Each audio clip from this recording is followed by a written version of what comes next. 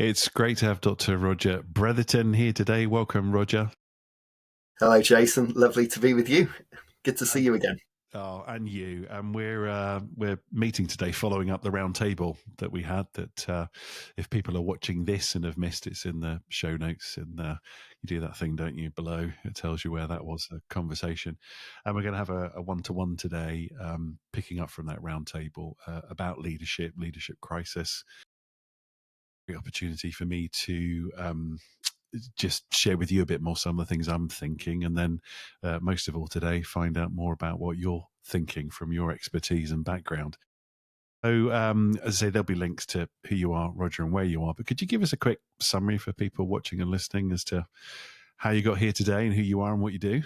Yeah, I'd love to. So yeah, I sort of started my professional career, if you like, as a clinical psychologist. So I worked in trauma and personality disorders for about a decade or so in the National Health Service here in the UK, where I'm based. Moved out of that into academia around about 2007, so just before the financial crash. And at the same time was picked up by a leadership consultancy agency that effectively said something like, all that work you've been doing with psychopaths, we think that would be really relevant to executive boardrooms. That was basically the sort of pitch. And then picked me up and trained me in coaching and training and all those kind of things, and put me in rooms with people that at that point I found terrifying and deeply intimidating, but gradually, bit by bit, slowly, step by step, learned to sort of hold my own in that context. Thanks largely, actually, to some really good mentor figures. You know, we all need people who sort of believe we can do something that we don't believe we can do ourselves. And I was fortunate enough to have someone like that really backing me up. Yeah. And then in recent years, so in the last 15 or so years, my sort of main area of research that's very relevant to this conversation has been in character. So character in two directions, really. So character strengths, what are those good qualities of character that we can develop around courage, integrity, gratitude, wisdom, self-control, etc., etc. How do we define those things? What do they do for us? How can we measure them? Not just us, what do they do for the people around us as well? And then the other side of character is what you might call character strategies. And that's the sort of domain of our sort of defenses and the ways of being we've developed in order to try and defend ourselves, really, you know, to survive in a world that feels pretty hostile and pretty difficult. And most of us live in a tension between those two things. Sometimes not even a tension. They're sometimes so wrapped up together that you can't tell whether you're brave because you're just a morally brave person or whether you're brave because basically life has been really tough and you've learned to survive it all. And sometimes it's hard to know where does it come from. Yeah, so now I've belonged to several academic institutions. I know that you and I met because I was sort of involved with one of the former institutions you were involved in. And then more recently now sort of in sort of consultancy and private practice, so largely coaching and training, and mainly with leaders in different domains. So it could be church leaders, executive teams of big businesses, construction, banking, energy, so on. Quite often in the public sector as well. So health and education particularly would be sort of big areas that I sort of coach and train people. And then quite often little tiny charities as well. You know, it's quite nice when you go and you meet someone at Liverpool Street and they're in some huge big banking building, and then the next day you're in some tiny little community hall somewhere with someone who runs a little mental health charity. And I love both ends of that spectrum. And what it's all taught me in the end is that human stuff is human stuff. You know, once we take the suits off and once we face each other as human beings, it doesn't matter what your pay packet is, really, we're all facing very similar dilemmas. Wow. So all that psychological background training, learning to be a sociopath. No, sorry, working with sociopaths. You can write a book, 10 Steps to Be Effective in Sociopathy. One of the things I know from a previous conversation with you is, you know, you've got that psychological training and background, but you're a Christian and a faith.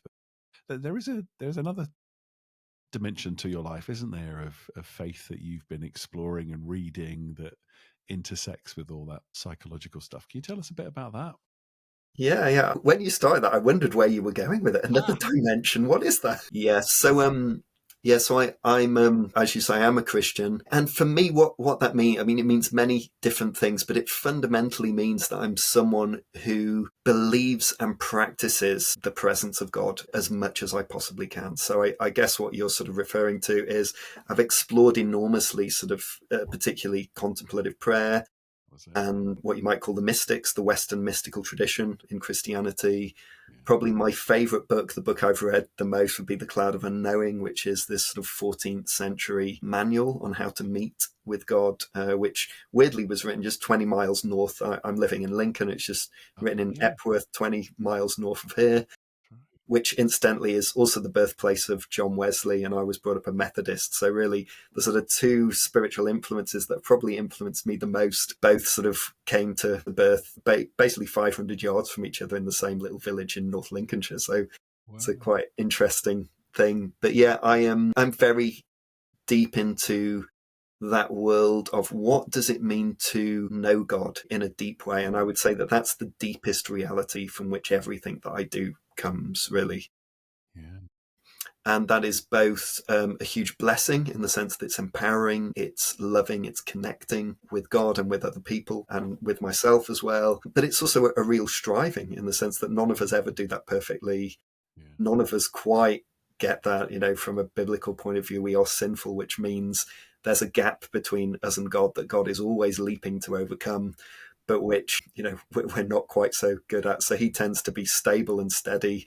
We tend to be not quite so much. Sometimes the way I put it is I was like, he is who he is, but we are not who we are. That's the problem. So I would say a large part of my life is about stabilizing that sense of the loving presence and attentiveness of God in every moment. And I don't think, unless you're deeply saintly, I don't think many people manage to do that very consistently. But I know that I'm at my best when I'm in those moments. Fascinating. So, do you manage to, when you pray and you're doing mystical contemplation and all that stuff, do you switch off your inner psychologist, or is it like, I know I've got over life, I've got friends engineers, they go past a bridge and they'll go, oh, look at the riveting on that or something, or someone that works in fashion and design, and they just can't switch that part themselves off. Do you like finish a prayer time and analyze yourself, or you're in a psychologist always at I mean, work? yeah, what's really interesting about the mystics, particularly if you're reading The Cloud of Unknowing or St. John of the Cross or Teresa of Avila or Thomas Merton or any of these guys, is that they are incredibly psychologically sophisticated. So they have an insight. I guess one of the more recent people would be someone like Martin Laird, who wrote Into the Silent Land. Very, very, like his ability to articulate human experience is absolutely exceptional. And so I think what I discovered in the mystics, and I came to it quite late, really, relatively recently, under lockdown, really, was when I sort of landed on a lot of this stuff, is that I discovered that my own tradition in Christianity had this deep psychological insight in it that really most Christians that I know haven't spotted, haven't sort of encountered quite yet. And therefore, what's happening in the Western world is we think all that sort of psychological insight has to come from the East. Whereas actually, The Cloud of Unknowing is as good as any mindfulness book. I've read many mindfulness books and enjoy them and find them insightful, but The Cloud of Unknowing is just as insightful as reading Thich Nhat Hanh or any of those Tibetan or Zen Buddhists can be. It's really, really deep and wonderful. Gosh, some threads there. I'm going to pull on them in our conversation and come back to it. So that's the main extra dimension of your life I'll mention for now. So let's circle back to the round table we had, and we were talking about current crises, leadership crises in the world. And there was an article I wrote that you guys all read before we met. And I said, one of the things I'm convinced of in the world at the minute, the crisis that we see can be likened to an affective mood disorder in a world that's moved into broadly the psychological as their inner reality and how people make sense of things and what's real for them. I was going to say what's true. That's a different question. And trying to make sense of the identity crisis that's happening, and then the accumulation of all of that and what that means for leaders who are having to deal with the volume of affectivity coming at them from people through identity politics to their own mental health or friends and family's mental health or all those other aspects of that. And I said, look, if we try this out as a global affective mood disorder, got a couple of things. Firstly, skills. Leadership often is about skills. If I find the right levers to pull, and saying that actually for a lot of leaders, there really aren't any other levers to pull. They've already got enough in their toolbox. The other one was a resilience, which has been huge recently. But at the end of the day, you can't build a big enough, reservoir to deal with the volume is so much that you can't have endless resilience to deal with these things. And suggested that one of the things we might need to consider for leaders is the metabolizing of all that emotion and everything that goes with it, with affectivity, of attachments, our derailers and stuff. And that's more that, and for me, that was because I'm a trained theologian, that's the way I think towards it. It's more than just, what's the psychological nature of pain and conflict and affective disorders, but how are they catalyzed into something else? How are they transformed so that you can have an enormous volume of things, and instead of trying to store them or hold them or skill them away, they can be metabolized, catalyzed. That was the general sort of supposition of it. And then as a Christian, thinking, we come to Christ and he metabolizes pain. You'll know, the body keeps the score and all those kinds of books. It's like we don't have to just carry this around in us. We have something where we can go and what we can do with it. So does any of that make any sense? It makes a lot of sense, Jason, and that's a really helpful summary of the article you had us read as well. And I deeply related to it. Like, I felt that you'd really put your finger on something that was good. And as you were saying about me a moment ago, there's so many threads in that I don't really know where to begin. Yeah. So shall I just respond with an initial idea, and then what do you resonate with? Yeah. What do you think is happening? And then I'd love to hear your thoughts on it. Sure. And this actually brings together the two dimensions that you were sort of two of the dimensions we're talking about, which is for me the psychological, and then also that sort of sitting in the Christian meta narrative, really, this sort of story of the cosmos. You probably remember in the sort of round table that we had, one of the things that Simon Weston said at that had us all nodding in agreement was, he said, in order to be a good leader, you have to be situated in a cosmos, really. You have to have a cosmos to sit in.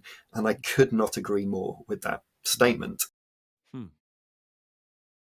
So where it ends up for me is, it's not so much, so basically where we've ended up, I think, in the Western world is that we have an app for everything but a purpose for nothing. So we've got lots of skills, tricks, techniques, as you're describing, all these levers. Let's create more.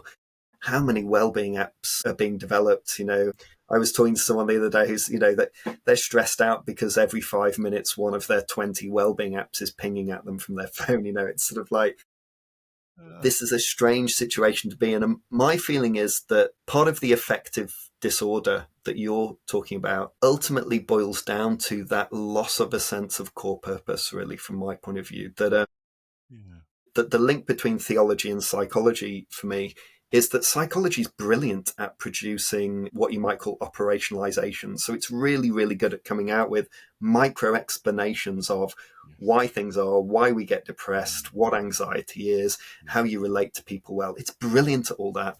But what it never seems to be able to do is tell us why to do any of those things.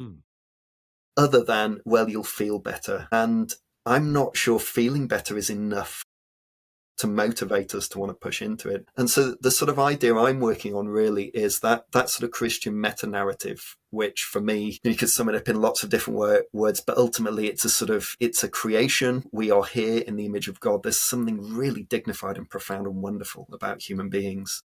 We are fallen, so none of us live up to that potential. Some people fall a very, very long way from that potential and push it in directions that are noxious and violent and painful. And sometimes that occurs in a group setting. That we're thirdly redeemed, that in the person of Jesus, in the life of Jesus and the arrival of the Holy Spirit, God himself chooses to deal with that problem and comes to meet with us in embodied form, that we're therefore sanctified, that we live by the power of the Holy Spirit in an age of the Holy Spirit where, if in the sort of mystical prayer I'm doing, you are opening yourself to the Holy Spirit, then much of the conditioning and the fallenness and the pain that you've sort of developed in order to deal with life starts to be unstitched. Very often, very, very slowly, actually much more slowly than we'd like it to be. But nevertheless, bit by bit, God meets us and proves himself to us and shows us that he is love. And that the end point of the process is a sort of glorification or a divinization where there is enough of God in the world, whatever that looks like. There is enough in the world of God that the world becomes a beautiful place of flourishing and meaning and resilience, because I think that might still be needed way into the future. And when you take that sort of that umbrella concept, you can look at it in two ways. You can look at it as a linear history. It could actually be that those are just things that happen in time. I think you can also look at it as a sort of experiential cycle for yourself, reconnecting with your God-made status, encountering again your sinfulness, finding again forgiveness and redemption, allowing that to be transformed, then being given a bit more of God in you, and then returning back to that godliness, and then it all starts again. So we never quite finish that cycle. That's the sort of cycle of contemplative prayer, really. My feeling is that all the genius of psychology, which I love, and I've spent my whole life sort of researching it and looking at it and enjoying it, only really makes sense when you plug it into that framework. In other words, a cosmos that would have us be godly. A cosmos that isn't ultimately meaningless purposelessness, and the only thing we're doing is practicing a bit of mindfulness so as not to despair. That's not what it is. It's like fundamentally ultimate reality of the universe is love. And as we connect to that and we become grounded in that, I think accidentally we always end up leading. We don't necessarily mean to, but we end up being someone who, Richard Rohr, you say you look like an initiated person is one of the ways he would put it. But I would say you look grounded, you look whole, you look someone who's committed to a reality that's deeper than just the individual tips and tricks you use each day. And so when I was hearing you talk about this sort of affective thing, I was seeing both those theological and the psychological things involved in it.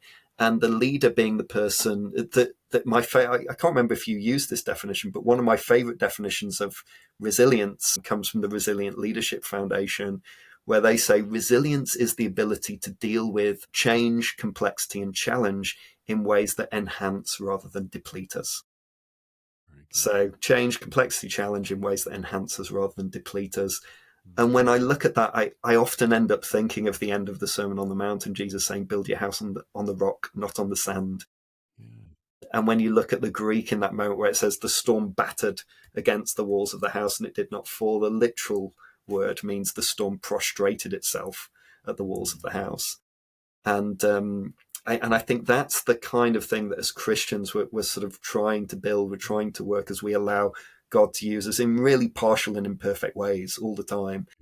But nevertheless, I increasingly realize I don't have to be perfect for the life of God in me to be real, for those moments to be true, even if I don't always do justice to them in the way that I live. Wow.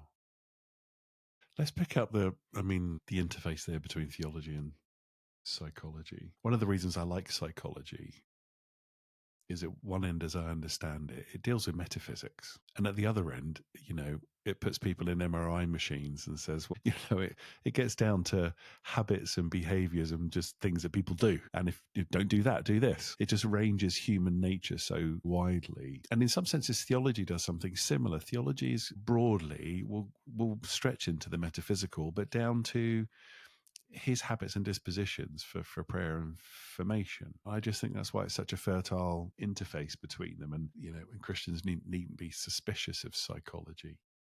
At its best, I say to people, it's working with the grain. I think that's the thing that people find. It's like, if I pray like this or do this, that's working with the grain of how I work in terms of, neuroscientific understandings or behavioral science or something. I'm working with the grain of things. But like you said, but what it doesn't answer is why. What's our telos? What are we moving towards? What's the purpose? And I love some of the stuff that shows that, real happiness comes from taking on responsibilities that bring you to the end of yourself. And I love it when I hear your epigenetics switch on when something in you dies to to grow and develop. And you're like, yes, there's a glimpse there of something, the which theologically would be the cruciform life, a participatory life in Christ. So it's always not just working with the grain, but the grain of towards what and for what and why. So I think when it comes bringing this back to formation and identity for people, and particularly for leaders, and I'm thinking of Christian leaders, we get to participate with Christ. That's for me the theological piece where identity, psychology, biology, all comes together. It's ironic that we think that faith is not just intellectual. I pray a prayer and I go to heaven. We believe that we're going to be bodily brought back to life. We get to participate in that now, emotionally resurrected, psychologically resurrected. And there are experiences of all of that in Christ to have now.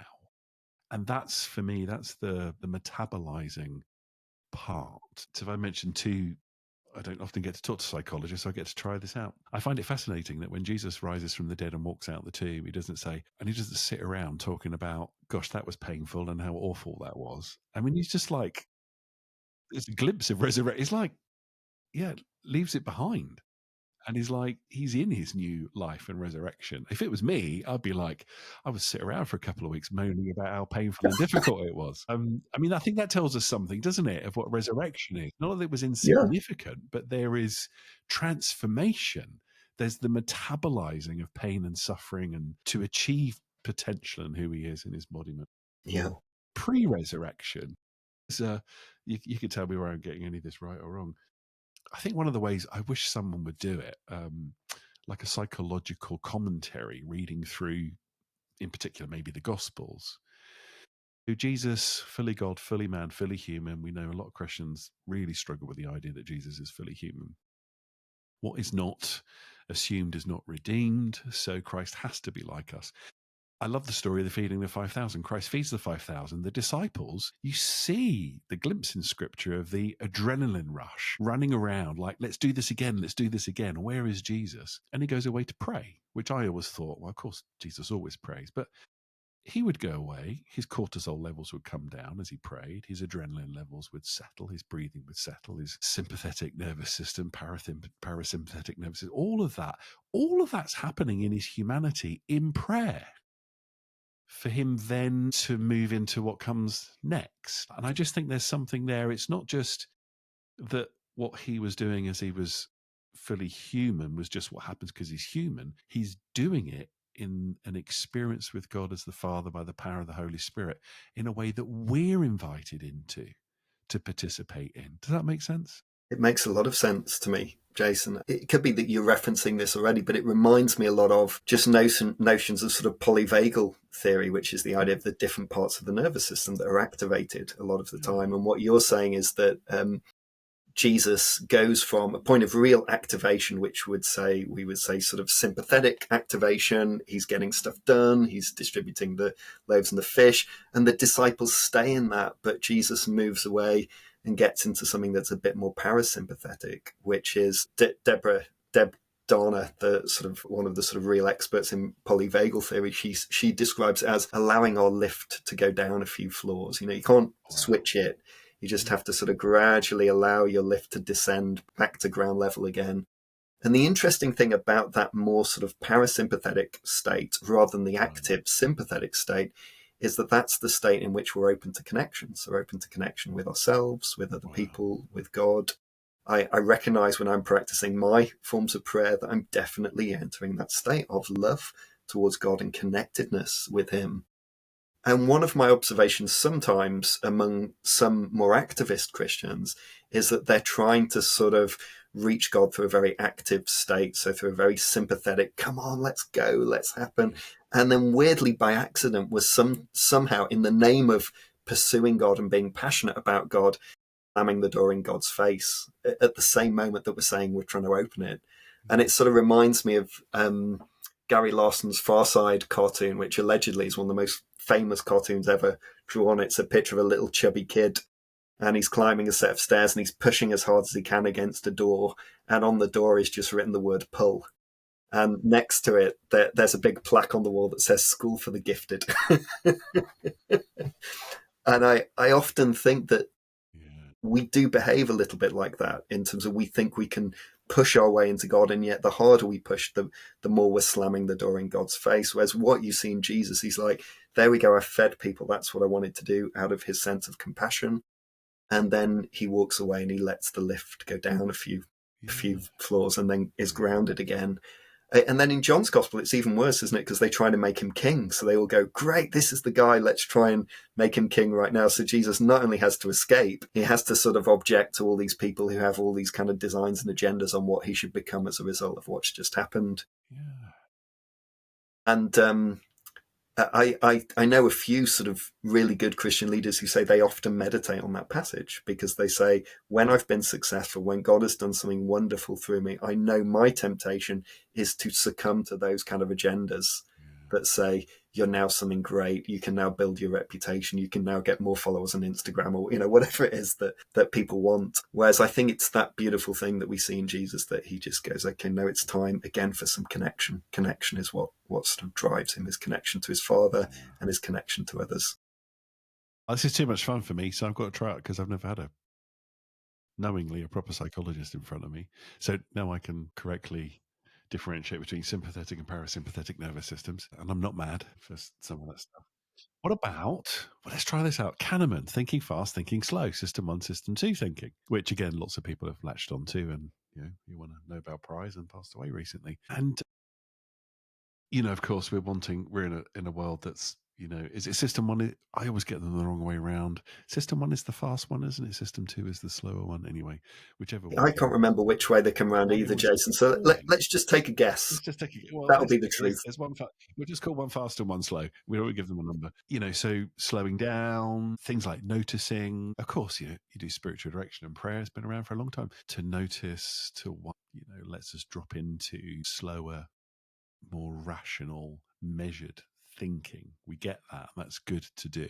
But then people like Jim Wilder, and reading his book on what seems to be the faster modes, but because we can always think that they're bad ones, but actually things like joy and playfulness, and then that touches on developmental things. So for leaders that can't be playful, leaders that aren't joyful, I think we just see in my years as a leader, these understandings of how we work. It's like we need modes of where we slow down and think, but we also need modes of joyfulness and play for development, and that provides healing and psychological safety, and those are all the dimensions of leadership. So bringing all that together. One thing that blew my mind recently, I got with my doctoral students, Daniel Lieberman. And he came along talking about his books, and he said something in passing that was, for me, it was like one of those, I call it a threshold moment, that once you know it, you can't unknow it, kind of thing. The world's not, the world's not flat; it's round. You can't unknow it. And we were talking about system 1, system 2, fast, slow, and he said it shouldn't surprise us. He said something like, and I might get the numbers wrong, that our subconscious can process 500,000 bits of information for every 1 bit of slow conscious thinking. And then he just said, so no wonder God speaks to us through our subconscious. The God of the universe wants to interface with us. And it was like, oh, dreams.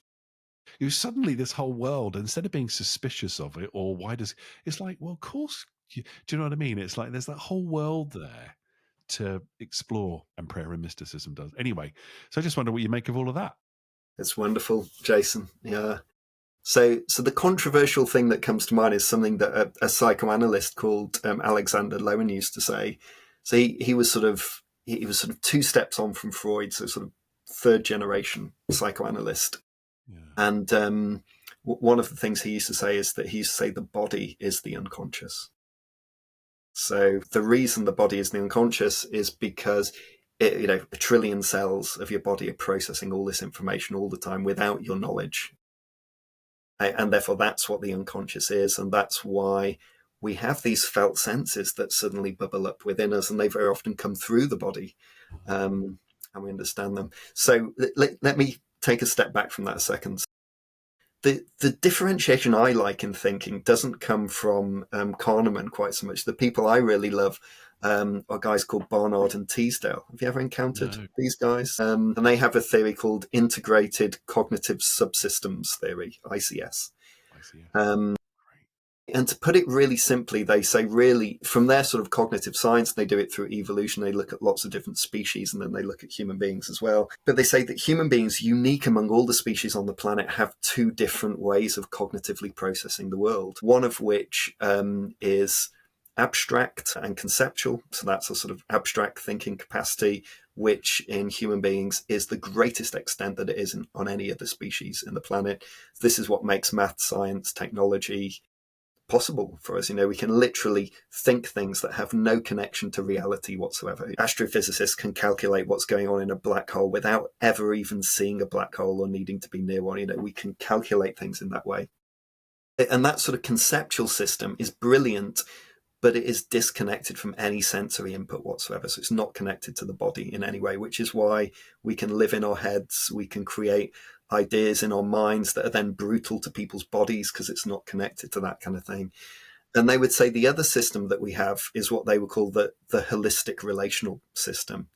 So this is the bit that takes input from all our senses. It's much more interested in how things are connected together and looking at things as wholes rather than breaking them down into pieces. And a bit like people like Ian McGilchrist, they sort of argue that in the Western world, the abstract system has sort of run away with itself, really. It's become too dominant.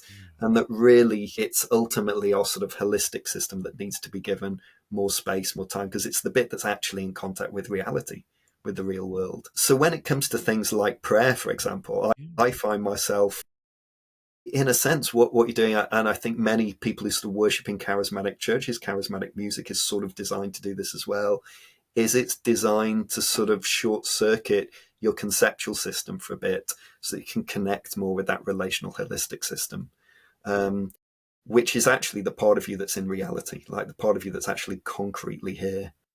And therefore, what it means is when we've already talked about the incarnation of Jesus, God becoming man, weirdly, I feel like the more Christ-like we become, the more embodied and present we become. So in a weird way, the process of becoming Christ-like is a process of us becoming incarnated ourselves, and remaining here and being where we are rather than being absent. And so my sort of view is that God is a reality, but it's our minds that are often not attached to that reality, not here. And this became really powerful for me after COVID, and my sort of church, there was quite a large church, broke down into lots of sort of smaller missional communities, really sort of scattered itself around the place. And particularly in the early days of that church plant, there were moments where I would say you could feel the energetic power of the Holy Spirit just moving through that community of people, through people's bodies.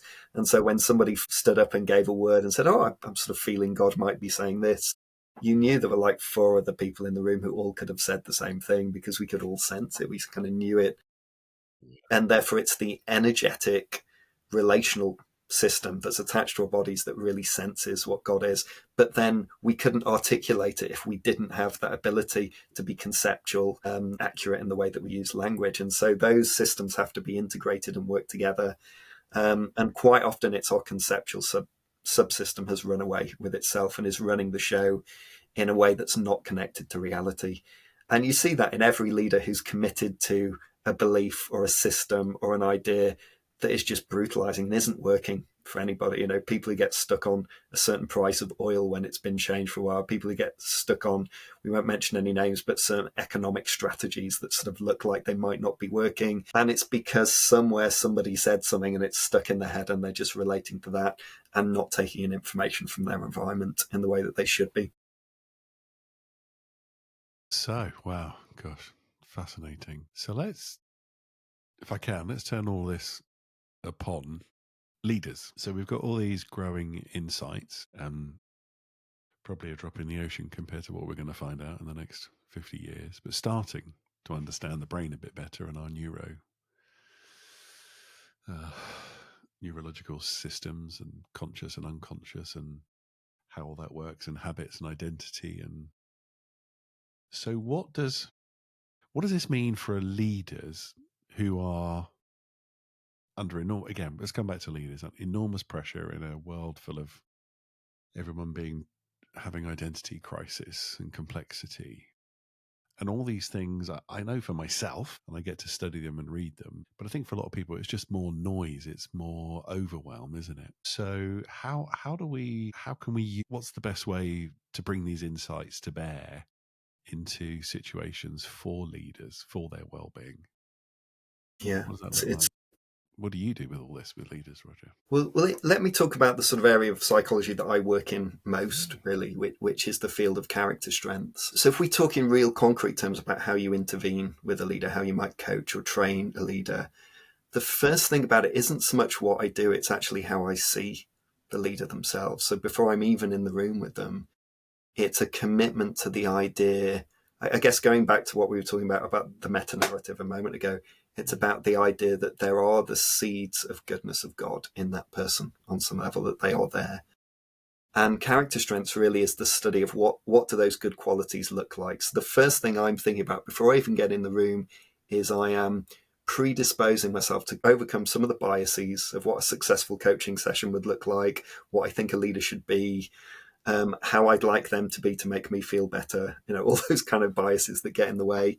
On negativity bias, which is our tendency to see what people do wrong much more powerfully than what they might be doing well. And I'm looking for the really, really good qualities of character in every leader that I'm working for, like intently from the beginning, asking that question. And then very often before I meet them for later sessions, if I'm coaching or training, I will be thinking about what are those qualities and holding them in mind. Now, what's important about that priming, this is before we even start talking, is that we know from research, for example, that when you look at research on psychologists working with depressed patients, if they're invited to prime themselves for positive qualities of character or for strengths in that person before they even step into the room, 5 minutes before they go in, we know that that has a positive impact on the prognosis of those patients. So before I get in, I'm already priming myself for my attitude, how I'm going to see it, what's going to be there. And then what that means is that as the leader starts to speak, I'm always looking for what are they doing well, even in situations where they're describing something they did that was disastrous or difficult. I'm always asking the question, what's the golden thread here of what you were trying to do, or what was good in this moment? Or what strength did you overuse? Because very often some of our biggest weaknesses are the fact that you're very brave and it becomes foolhardy. You're very wise, but you become a know-it-all. You love learning, but you never know when to stop learning and actually jump into action. So even when people are describing their weaknesses, I'm trying to think, what is this as a gift that you're carrying that you're just sort of misusing or overusing at the moment? What else can you bring to it? And then the research would suggest that one of the most effective ways that I can increase the well-being of a person is by getting them to think about, identify what those strengths might be. You can do that in various different ways. You can do psychometrics. You can talk to people you know. You can get them to tell you stories. You can talk about their life history. What are the successes in your life? And you can identify what was good in those moments. What did they bring to it? And then I asked them to use those signature strengths, those sort of uniquely energizing, essential, almost effortless qualities that they bring to things in a new way every day. So every day I want you to wake up and I want you to ask, what is my contribution to the world? And how could I do that just a little bit differently today? Let's be curious. Let's be kind. And when you look at a meta-analysis of using signature strengths in a different way every day, what you find is that it's very reliably connected to increases in positive emotion, decreases in negative emotion, and increases in life satisfaction, which is the cognitive sense of I'm just actually generally more satisfied with my life. It doesn't necessarily even mean your life is going well. It just means you're willing to accept the state of your life as it is. And then what that means relationally in any large organization is the research on positively energizing leadership would say that when positive emotion goes up, we enter into broaden and build theory, which is basically I'm much more aware of what's going on around me. I'm much more resilient as a person, and I'm taking in much more information than I would be if I was stressed or guilty or ashamed or scared or whatever other thing might come along. And that those positive emotions communicate through social networks, so they have a ripple effect. So sometimes 3 people removed from you who've never met you don't know that the person they met somebody who met you.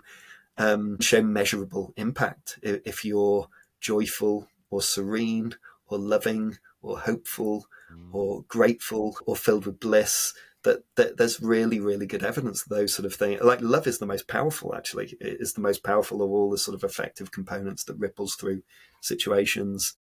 And then just to finish off, when you look at what happens in organizations where there is more positive effects knocking around, it leads to really, really concrete outcomes, right down to increased productivity, increased work engagement, greater motivation, fewer sick days, fewer fatalities in difficult industries. When people are sick, they're more likely to come back to work rather than stay off and disappear. Better decision making, more creativity, people more likely to come up with ideas and volunteer themselves. So then all these very, very concrete measurable effects occur. And if we're not looking carefully, we just think they're outcomes and we should pull a lever and they should just come out.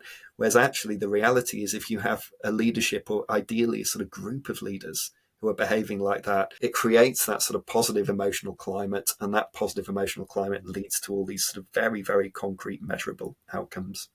So I think that's the sort of, when I look at it in a big picture term, that's what I'm going for. When I'm training and working with leaders, I'm going, what's best in you, your best qualities that come naturally to you? How can you use them? And what's the impact then? Just watch the ripples that occur when that happens. Makes me think about, firstly, it's nice talking to a proper psychologist instead of dabbling in it.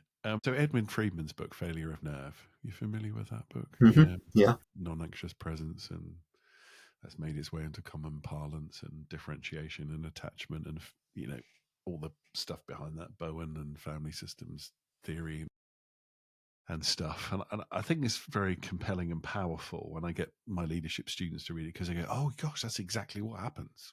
How anxiety works in a system. And theologically, it's great. And he seems to have missed it. But when he talks about, and this is what you just said reminds me of it, that one of the anecdotes I think he shares is that, discovering that instead of trying to analyze a dysfunctional family, find the person in the family who is the least dysfunctional, help them to make some steps towards growth and well-being, and it automatically ripples through the family as an organic relational system. And then he goes, same as in an institution. If the person leading it is calmer, differentiated, healthier, it does flow through the organization in ways that you can't describe through, pulling levers and stuff. Is it that sort of thing? So I think it's definitely related to that. And I would cite some of what you're talking about when I'm sort of describing this, but weirdly, they come from completely different parts of science. So the sort of people I'm citing are people like Sonia Lyubomirsky, Kim Cameron, Barbara Fredrickson. So these are all sort of either organizational or emotion psychologists. Right. Huh. And as far as I know, I don't think they ever cite Bowen or anybody like that. But the links are obvious. I mean, you're making the links, and you're right. They're obviously there, aren't they? But this is where you realize that psychology isn't just one thing, really. Psychology is all kinds of disciplines.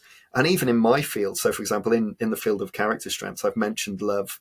If you were to pick up off the shelf like the Routledge Psychology of Love handbook, you'd pick up sort of 15 different ways people have conceptualized and researched love and spent their entire lives. I know I've got lots of Routledge books, but there is a Routledge. I don't know why I'm laughing. Psychology of Love. Yeah, it sounds like a riveting Valentine's read. I'll buy it for my wife. With some Here flowers. We go. Just so that you know I'm not lying, here it is, The New Psychology of Love.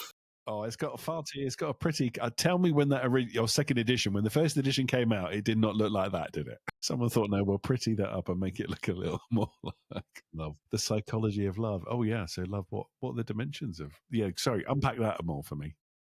But that's the thing, is that when you read that book, what you read is there's about 15 chapters in it, and each of the sort of conceptualizations of love are entire fields of research on love as attachment, love as entrainment, romantic love, psychometrically, love as a form of intelligence, love as a narrative. And although these people do sort of refer to each other a little bit, they're whole worlds of their own. Love in neuroscience, love as affect. It's brilliant. It's really, really fascinating. But it's a really good example about how psychology is brilliant at operationalizing things because that's how it has to measure them. That's what it needs to do in order to get. But the moment you've done that, you've sometimes missed the whole big picture of what love is. And I think most good psychologists realize they've just operationalized it and they don't mistake their operationalization for the thing itself. But I think some people then get stuck thinking that they've come up with this clever conceptualization and that's then what it is. They've captured love. Whereas I think I would be quite committed to the idea that you can't encircle some of these qualities with your fingers. There's always a mysterious edge to them that you can never grasp.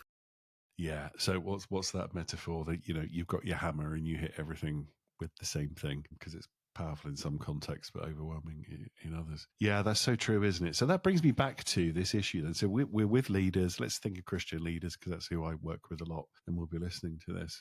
This is all fascinating. But again, what's the way to bring all this understanding, all these concepts, all these different ways of seeing to bear for leaders so that they can be something you said earlier. I mean, what was that quote on resilience? So that they're better as a result. Or I said they're metabolizing their pain. They're, for Christian leaders, they're closer to God, not further away from God. The price they pay is worth it, but they're not having to go, hang on a minute, which version of love am I deploying at the moment? Because leaders don't do that in the moment. So I'll run at that and then I'll throw it back to you. Where does something become core? How does this become portable? That's the question I'm often answering. I can carry this around with me for an understanding and deploy it, but it's useful while it's useful. But do you know what I mean? They can carry it with them and use it. Yeah. What do you do as a psychologist for people with all of this? So I love the metaphor you keep using of sort of metabolizing as well, and the sort of metaphor it gets close to me is it's like a process almost of photosynthesis, isn't it? Where you're breathing in what isn't good and sort of breathing out oxygen in a kind of a way that sort of changes the environment around us. And I'm sort of realizing as I say this that I end up coming up with something that looks a little bit like my own practice. So if you just indulge me with that for a moment, is I think we do need a pause. We interrupt this program to let you know that you can, if you input code Bretherton 50. You do have that. You have that scrolling marquee with my app on, don't you? Going across the bottom. I hope we've got that. I'll send it to you later. I'm being your own practice. Yeah. Only in the sense that I think, firstly, we do need pause and we need space. And keep in mind what we were saying about Jesus, that Jesus takes himself away from the feeding of the 5,000 to make space. And we have to remember that our physiology doesn't just switch off immediately. So sometimes you need a good few nice, long, deep breaths before your physiology is beginning to ground you. And if someone's just said something to you that's really offensive or threatening or hostile, you can be mildly traumatized by it, sometimes very traumatized depending on what it is, but that keeps recurring to you as well. Yeah. And so my approach is actually setting up a series of points in the day where I intentionally pause. I might be sat at the computer, I might be commuting, I might be sat in my office, I might be cooking. Sometimes folding laundry tends to be quite good because it also makes the rest of the family happy when I'm doing that too. So that helps. I hope my wife's not listening to this. If you're listening to this, I'm not folding laundry. You should, Jason. It's good for you. Yeah. But these are all these kind of moments that they're relatively embodied, and we take moments to breathe and again to be in the presence of God. So it's remembering this idea that a lot of the thoughts that go through our head aren't real. So that person was saying something horrible to me 5 minutes ago. They're not here anymore. They're not saying that anymore. I had a really interesting interaction with someone 2 weeks ago where they fell out at an event about who was sitting in which chair. Like they had an argument about who was there. And the young lady who was trying to, I think she was right. Someone had sat in a chair and she was trying to get them to move and they wouldn't. And she fell to pieces and she was crying and, really, really upset and distressed by it. And these people moved away and she sat in that seat. And I was sat next to her. I didn't know her, but I found myself just calming her down. And one of the things that I was saying to her is, she's going, I don't feel comfortable here anymore. I'm like, you do understand those people aren't here anymore. They've gone. You're safe. Just sit in the chair. Enjoy this moment. Those people have gone. And I think that idea of sort of pause and present moment awareness is one way of just putting a little bit of distance between us and our sort of immediate reactions to things. Yeah. And then the next thing I'm often doing in order to ground myself in ultimate reality, in the God who's always present, is not so much that I imagine God loving me, although of course he does, is that I tend to find that I'm activated by me loving God. So the way the Cloud of Unknowing puts it, he says, we lift our hearts to God with a humble stirring of love. And the image that's often in my mind when I do that is almost like, quite often my body is just, it's like detritus and dust and leaves have all fallen over. And when I lift my heart in love with a humble stirring, it's like sort of stirring up all those leaves with a bit of a wind internally and then lifting my heart out of all that back to God again. And then what I often find is the moment I touch God in love, then I find that God's love flows through me, to him, from him, in him. You have that amazing experience of God is here, and I can now no longer tell who's loving who, where did this come from? Is he loving himself through me?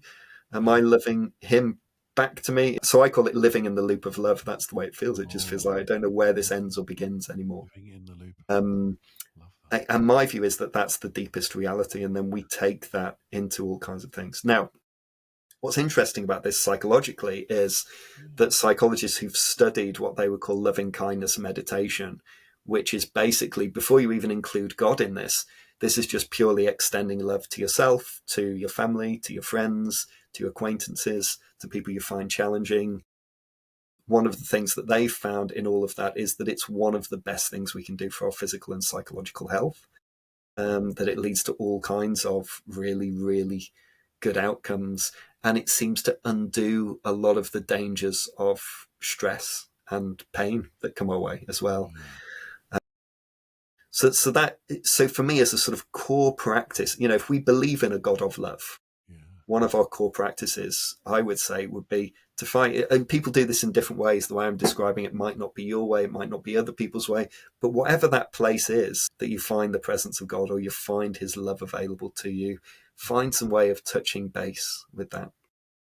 Can I say one other thing that's a little bit contentious? Because last week I was in the country of Bahrain, and we visited the National Mosque there, and we did the tour. And of course, they're brilliant at sort of telling you how wonderful the Muslim faith is and Islam and all. Really, really beautiful presentation, actually, really inspiring. But one of the things he said that I'd never thought about before was he said that Muslims pray 5 times a day, as we know. Salah prayer is one of the 5 pillars of Islam. And he said, but actually, Salah doesn't translate well into English. Most of the time it's translated as prayer or as worship. But he said a better word to translate it would be the word connect. We connect with God 5 times a day.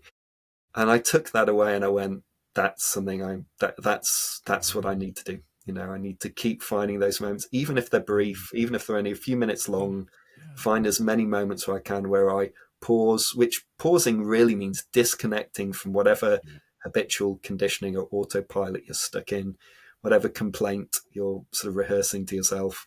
That's what I'm usually doing, and turn to connection with God. And I think for me, that's the fundamental practice on which everything else hangs, really. Wow, brilliant. Well, time is nearly up, but I love that. I mean, it makes me think about how so many of these, you've already said it, so many of these people in history, great saints of the Christian faith, were so psychologically aware without knowing they were psychologically aware, weren't they? The Statio prayer, my spiritual director introduced me to, is like, hey, you just pause in the day and just say this. How long's this prayer been around? Oh, a long time, hundreds of years. It's like, oh, I'll just pause, notice my breathing, thank God for life. It's like, okay, people were figuring out how to do this through trial and error and iteration, which is wonderful. I'm a trained Ignatian spiritual director, so Ignatian spirituality, I absolutely love, and the person-centeredness, the issues of attachment, freedom, lend itself well to issues. It's personally find it attractive and helpful with other Christians and leaders in our affective mood disorder. Where am I free? So my portability through an Ignatian lens, again, the principle and foundation, some people will know in the Ignatian spiritual exercise, about love. Where do I know God? How do I know God's love and return my love for Him? And that's everything comes from that.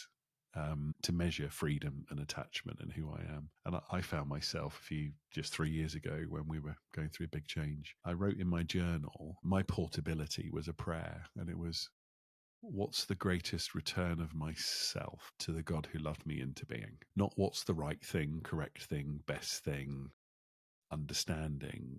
That was for me many hours of prayer and going, with all I know of who I am, what's the return of myself to the God who loved me into being? I think when I heard you say about the loop of, what did you say, loop of?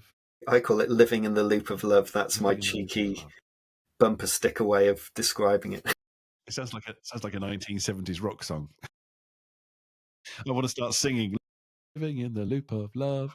But yeah, that, where does, knowing that God loves you and you love Him, and why do I love Him? Because He first loved me, and is my love for Him mine, or is it the one that you get? Do you know what I mean? But there's something immensely, I just want to, resonate, found freeing, and lots of Christians have in history. But my last question, looking at the time, if I can bring this in, just I'd love to have many more with you, but this one, with all these different dimensions and all these domains and all these things that we can do or not do, I think one of the things I've noticed with leaders, we've gone from leaders being very technical and skills based, do this, pull levers, or pick transformational leadership, you do that, but it's still very focused. Then somewhere along the line, someone goes, emotionally healthy spirituality is good. And there's, all those books, and they're great. And then suddenly I remember where it became okay to go and see someone like you talk about your problems and not have to do it under the cover of darkness, like Nicodemus going to Jesus. You must feel like that sometimes. It was okay to say, I'm struggling with my mental health or whatever it was. Oh, you need to go and see someone. That became okay. People got coaches. You have a coach. And again, I remember suspicion in Christian leadership circles, Jesus is your coach kind of thing. Why do you need someone? But I think what I've noticed and been concerned about is there's a lack of integration. So with a leader, you'll say a healthy leader is someone, do they have a good prayer life? They go off and pray. Do they get psychological input? Do they go and see a coach? So you do all these things, but they don't ever seem to be integrated. And often these worlds, in terms of their disciplines, won't allow them to be integrated. Discovering that counselors and therapists have no training in faith integration whatsoever in the UK, well, no wonder there isn't an integration there. So I guess I've been mulling over that question. What would it look like for these fantastic things that we've already reached for to do them? So I'll land this. So I come across, I only looked at it a little bit, the idea of circles of care. Is it the thing that John Swinton does? That if you get someone's pastor, psychologist, oncologist, financial advisor probably all together around you, if they all talk with you and listen to one another in some sort of conciliant way, the outcome is better for you. I see.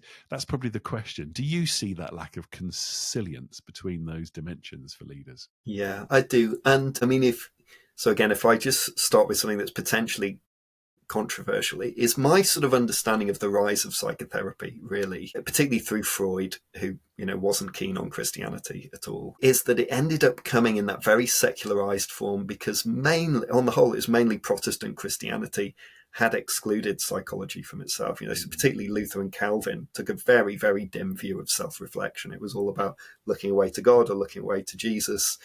And had a very, very dim view, I think would be the best way of putting it, of sort of self-reflection and looking at yourself. So they were, I suppose, not entirely opposed, particularly Luther wasn't completely opposed to it, but you certainly get the sense they were activists, they wanted to get things done, and they were much more concerned about doctrinal rightness than they were about sort of personal integration. And then with the Industrial Revolution, what happens is the church really gets taken on board as the controller of people's bodies, really. We just need to get you into the factories and doing your thing, and the church will cooperate with that as long as, the factory owners make sure that everybody's in church on a Sunday. So when you look at the sort of famous Lowry paintings, quite often you can see just as many steeples as chimneys in the landscapes that he painted. So my feeling is that what's happening, so in the middle of all that, what you end up having is a sort of very mechanistic view of what it means to be human, that I sort of have to impose a particular way of being human on myself and sort of ignore any part of me that seems to be objecting to that. Yeah. And then what Freud really discovered is that there's huge parts of us, which he called the unconscious, that do object to that quite strongly and then manifest in all kinds of terrible ways. Yeah. And what you're describing is really a sort of, you know, the old Irish story where you go up to someone and you say, how do you get to the post office? And they say, well, if you want to get to the post office, I wouldn't start here. We sort of have that kind of thing going on psychologically, which is that we are still using that model of power over oneself as the way in which to get things done. So I need to be a good preacher. I be a good preacher. I now need to have well-being. Well, I'll do well-being. And now I need to have a good marriage. So I'll do a good marriage. And it's this whole sort of top-down notion still going on in our heads, really. Yeah. And my view of it really would be that you're pointing in exactly the right direction, which is, I think what we're beginning to realize and beginning to understand is that what we really need is integration and unity of past and present, temporally, of emotion and cognition, of body and mind. And we're really, I think, as Christians, really beginning to realize that actually there's something missing here. And that, again, coming back to the incarnation, if God and humanity can coexist in the same person, then actually it seems to me that there's some kind of idea of things that look like they're separate could actually be integrated in us. And I think that is the direction we're heading in. But I don't think we can achieve it by trying to do it by having a sort of top-down mentality. You know, the good old Invictus poem, I'm the captain of the fate, I'm the master of my soul. I don't think we can have a slave-master relationship with ourselves and still achieve the kind of unity we're going for. And I think sometimes we're trying to achieve that unity by fundamentally starting with a dualism and thinking that's the way things are. Yeah. So if I could just dwell on this as we finish, because it's too good to be true. I mean, I did EMDR therapy a little while ago, and it was immensely helpful.